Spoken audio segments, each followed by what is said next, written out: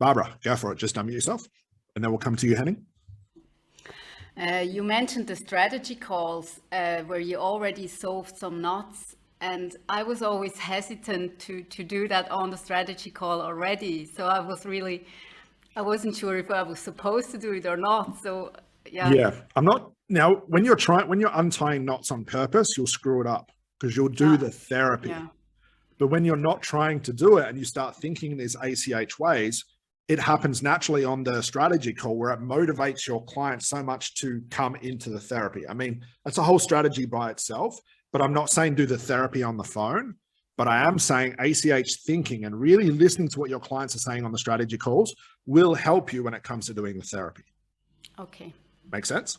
Yeah. Awesome. You. Henning, go for it. Just unmute yourself and then we'll come to Maya. Scott, now with Lee specifically, there were like 4, or probably you've seen more, but like there was control, there was the thing with her mother, there was this thing, I can't enjoy myself, there was this thing of, I want to be safe.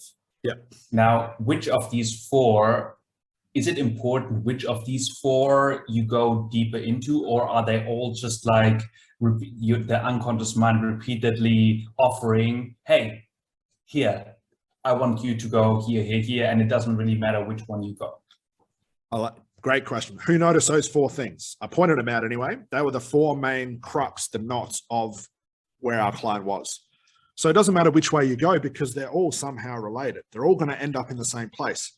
One way might take a little bit longer than the next. What happens when you get really good at ACH, you learn to decipher which is the quickest way. Hopefully by the end of day 2, you get a sense of that. Okay.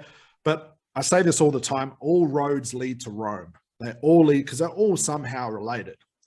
I think personally, the control thing, because that was really the metaphor of the whole set, that for me, that would have been the direction I would have gone down. Okay. But it doesn't matter. You would have ended up in the same place anyway. Okay. Awesome. Thanks. Yeah. As long as you can recognize the caricature of that entire session, that'll change your entire career. Yeah. Awesome. Instead of presuming like, I know what it is. You've got driving problems. That must mean, because I've concluded that all driving problems exist because when you were 2 years old, you fell off your bike and your sister laughed at you. I know what it is. I've got a technique for that. No, you don't. You've got to guess as to what you want your client to do. And the worst thing is when we come to a point of being therapists and we start telling our clients how to go into trance, how deep, what suggestions, what visualizations to have, they're based on what you want your client to have. It's very, it can become very normal for their unconscious mind to say, hey, I don't want to visualize that. That's not my suggestions. You're telling me to go deeper. I don't want to do that. And it starts rejecting everything you do. Does that make sense, guys? So instead, what we do is we take a back step and we allow this stuff to come up and we utilize what does come up. We had a little semi-regression before. Out of nowhere, a regression is just a memory, but we didn't do the normal regressive step that would have led us to that.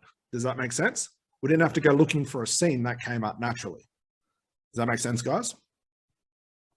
Maya, go.